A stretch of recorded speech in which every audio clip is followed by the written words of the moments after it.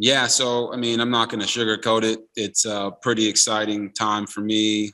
This whole experience at ESPN has been phenomenal. You know, my play-by-play guy, Mark Jones, our sideline reporter, Quint Kesenick, and our producer, Kim Belton, have been amazing, making my transition from the field into the broadcast booth an easy one, to be honest with you. They've been phenomenal. So to have the game we had last week with Clemson and NC State, and then ESPN decides to give us this game, with Baylor being ranked and Oklahoma State being ranked, it's something that I don't take lightly, and I'm real appreciative and honored to be able to call my first game from alma mater.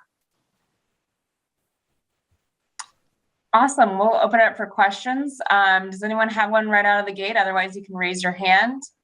We've got Jerry Hill from Baylor Athletics.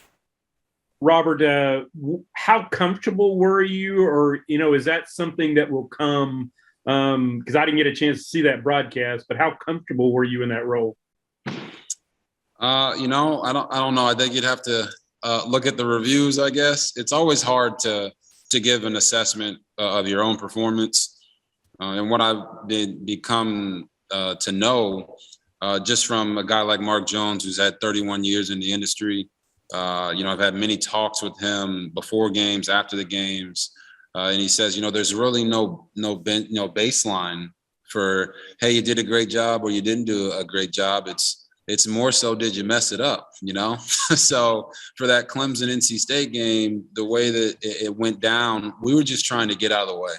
The game was so good, overtime game, an upset of a top 10 team. In those situations, you don't want people to come out of it and not have their focus on the football game. And I thought we did that collectively, not just myself and Mark, and Quint, but everybody, the production team and the people in the truck.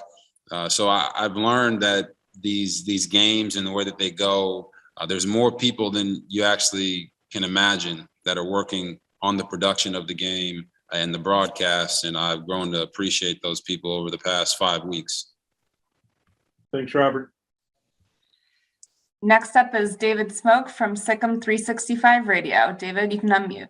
Thank you very much. Robert, what does it say about you that you've almost reinvented your career from what you did as a football player and that this has taken off so fast? Wow. I mean, I'm just extremely blessed. I'm 31. I think it's no secret. Everybody knows I want to continue to play. But to have an opportunity like this one and be put in a position at ESPN with the crew that I have to do this and continue to contribute to the game is not something that I take lightly. So I said it, I think a couple of days ago on Adam Schefter's podcast that I'm focused on being the best I can possibly be at what I'm doing right now. Does that mean I'm not training? Yes, I train every day. Am I throwing? Yes, I throw every day.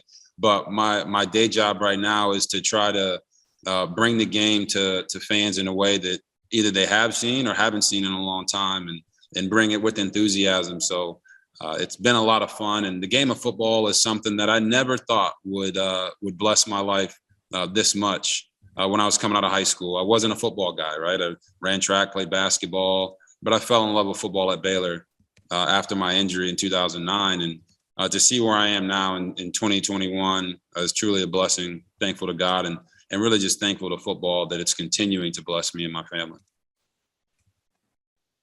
Thanks, Robert. Next, we'll go to Bruce Feldman from The Athletic. Bruce, you can unmute. Thanks. Hey, Robert, on the broadcast, I know you described the Clemson offense as archaic. I was curious, what specifically did you see from their play calling and their system that made you feel that way? Especially, you've played in a bunch of prolific offenses yourself and obviously been in the NFL. What really caught your eye like that? Yeah, so with Clemson, we talked about it going into the game. Everybody had been talking about how they've been struggling on offense. And what I saw, firsthand was a lot of talent. I walked on the field before the game. I saw their receiving core, the size, the length, the speed that they have at wide receiver. During the game, I got to see, DJ Uyunglele go out there and just make some plays that you not everybody can make those throws, booting out to the right and throwing the ball back across your body 40 yards in the back of the end zone. That's a tough throw. So I think they have the talent. I just think that the days of lining up and just steamrolling people because you have better players is over in college football. Schemes have gotten so good offensively and defensively that they bridge that gap between the good players and the great players. So Clemson has great players. They just need their scheme to be more flexible. And right now, they're hurting at the running back position. Defensively, they had a bunch of injuries in that game. So I think for Clemson, they just have to make a decision on what they want to do. I wouldn't be opposed to seeing them just open it up and let DJ throw the ball first, second, and third down of every single game and just let them develop. You're 2-2 at this point. What else do you have to lose? And DJ's a great player, and you got great players around him. So let him open it up and do it. But offensively, when you talk about it specifically to answer your question, since I haven't answered it yet, it's mostly formations, right? Their formation variability. I saw too many times that they just went out there and had 2x2, and they ran straight stem routes on third down, and guys are covered or have guys around them. DJ's got a strong arm, but at the same time, you got to help those wide receivers get open, right? Put them in bunches, put them in stacks, have some eye candy going with some motions across the formation, give them some man zone tails with the running back, motion them out into the slot to the short side of the field, bring them back, let them know if it's man or zone coverage. I think those are things that they can use to help, but I don't think that's anything that Tony Elliott or Dabo is oblivious to. I think they understand that. I think being a player, I understand how coaches have difficulty doing certain things because they can only do as much as their players can handle. So it could be just a reluctancy to be creative. It could be that they can't be creative right now because they're still trying to work through who they have personnel wise. They lost Trevor Lawrence, they lost Travis Etienne, they lost Amari Rodgers and Cornell Powell. That's a lot of production on offense. So, I don't think that Clemson's done as a power. I don't think that the sky is falling on them. I just think right now they're 2-2 and lost 2 games in September, and everybody's wondering why. So offensively, I just think they need to get a little more creative. Amanda, can I just ask one quick follow-up to Robert? Not really Clemson specific, but and thank you for that. But how challenging is it to go from the role of being a quarterback where all eyes are on you to all of a sudden now you're going to say some stuff that maybe the coaches, maybe the fans, maybe some of the people take issue with, and it's less than a month in, and you've already kind of jumped into the spotlight on that front. Yeah, I mean, it's interesting. I think anybody on this call that followed my career at Baylor and the NFL knows that usually something that I say just takes off. So it's not something that I was.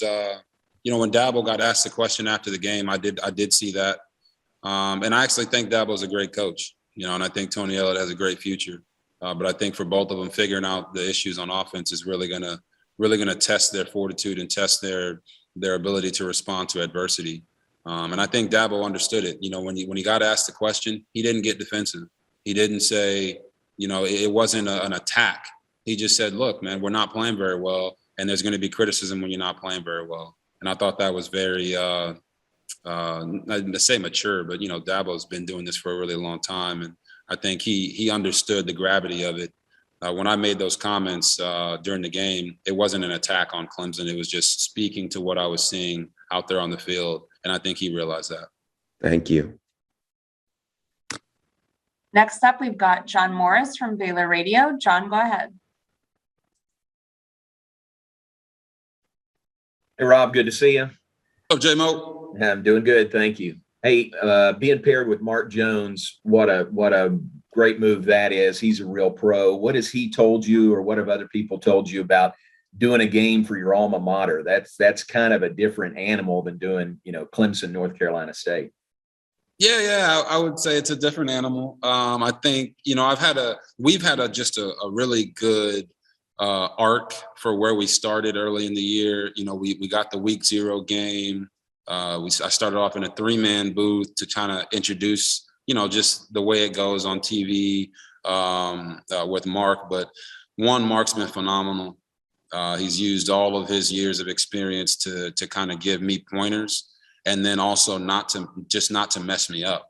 I think part of this gig that I've realized is who you naturally are is naturally going to come out on air. So if you're normally a reserved guy, you're going to be reserved. If you're a normal calm guy, you're going to be calm. I seem to be a super excited guy, right? Because I love football, and they've helped me refine that in just 5 games to not mess me up, but also give me pointers on how to do certain things better. So I think the pairing has been phenomenal. He's 59, but you wouldn't think he's 59 by listening to him talk or the energy that he brings. And I think the biggest compliment he gave me was that he's having fun again. And I think that's a testament to his love for football, and then just our crew and how well our crew is working together right now, that it's making it fun for everybody, to where we don't dread being around each other. We don't dread having the meetings. But for me, I don't know if I could have been partnered with a better guy to start this whole thing off than Mark Jones. Appreciate it. Thank you. Thanks, Robert. Next, we'll have John Warner from the Waco Tribune Herald. John, go ahead. Yeah. Hey, Robert. How you doing?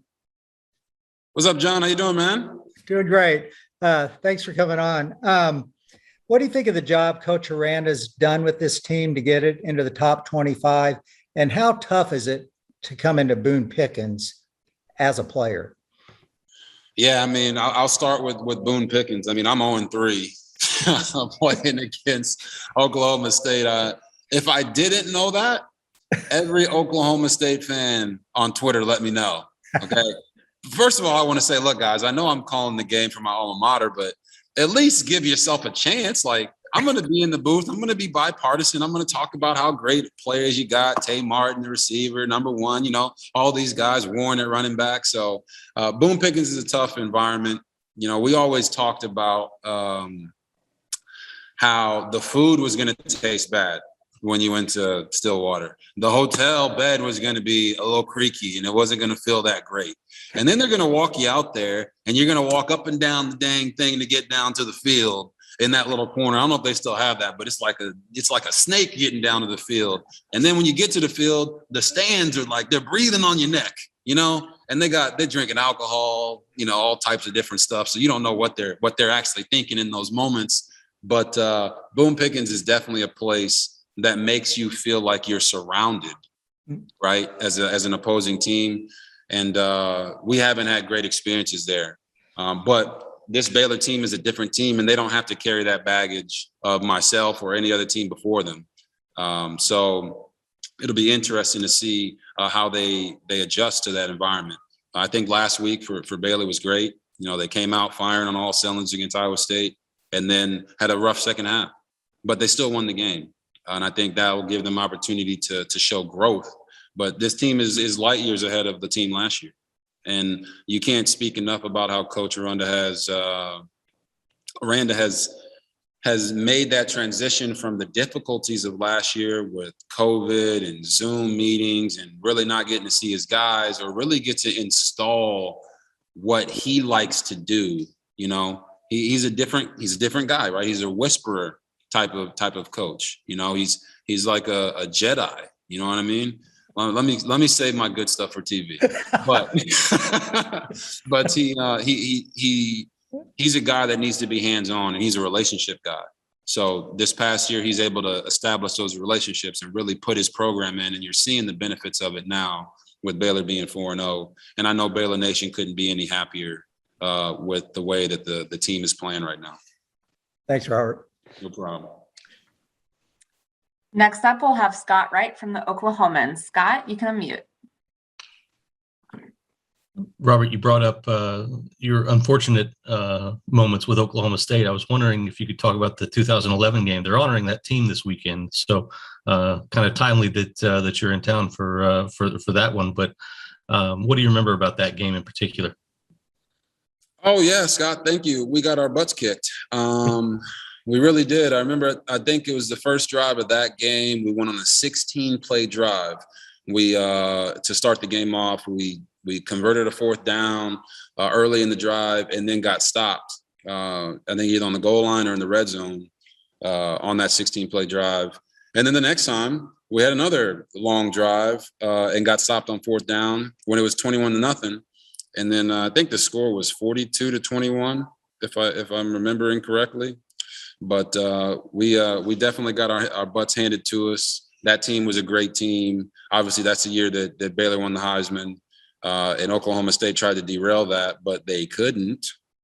It's just Oklahoma State has always had good teams. They always play extremely tough at Boone Pickens. And I've got a lot of respect for them and, Coach Gundy. So for me, like I said, I'm going to be bipartisan. I'm going to call the game the way it's being played and look forward to a big time Big 12 matchup, because whichever one of these teams wins is going to have to, carry the torch if anything happens to Oklahoma down the stretch for the college football playoff. So it's a big weekend. Thanks, Robert. No problem, brother.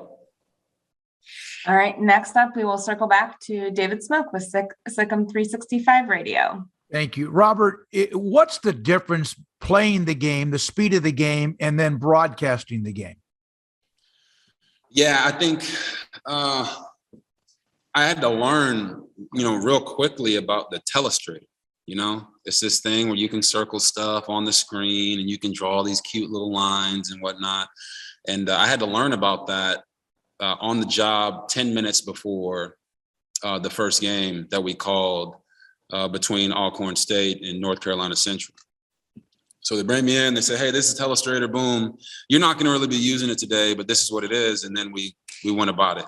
And then in the second game we had Houston and Texas Tech, and I got to use telestrator a lot more. So using the telestrator, calling the game, looking at replays, watching the game, it's been a transition for me, because when you're a fan, you just watch the game, right? And you say, oh, they should have done this, right? Well, in TV, you have to watch the game, commentate the game, give your analysis on the game, give the fans what they should be expecting next, watch the replays, circle stuff on the telestrator to show people where they should be looking and what's going on during the game.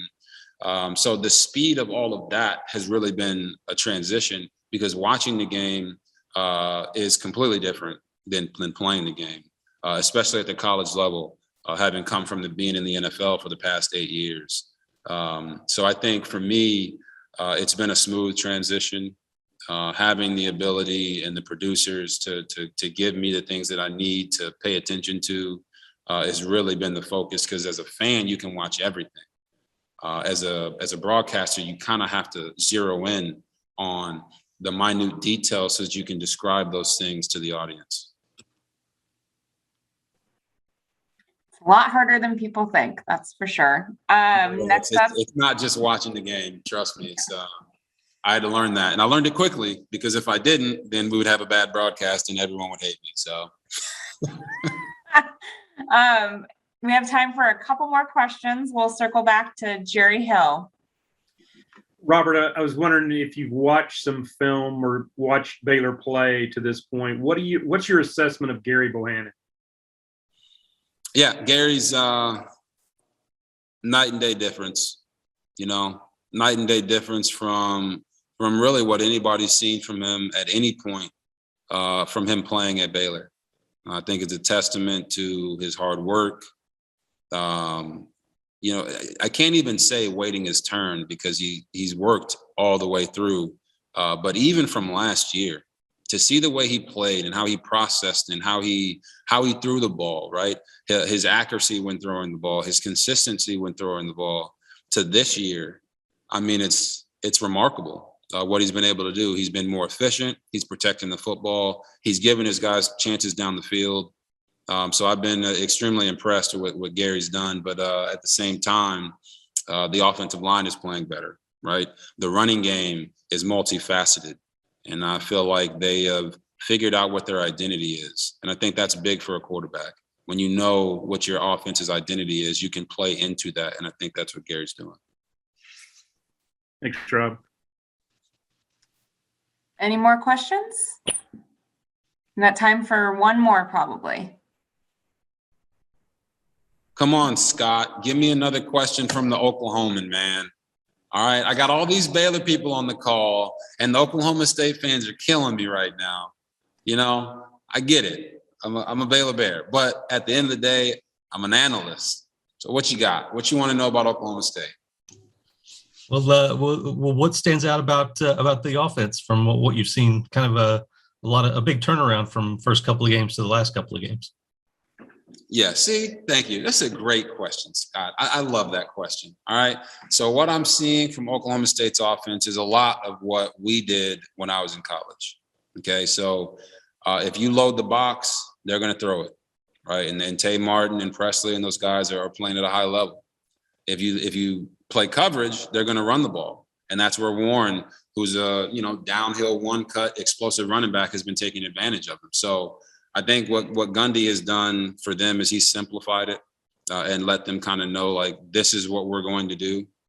And I think that's helped them over the past couple of games because they're undefeated, but they were, kind of eking out victories early in the year.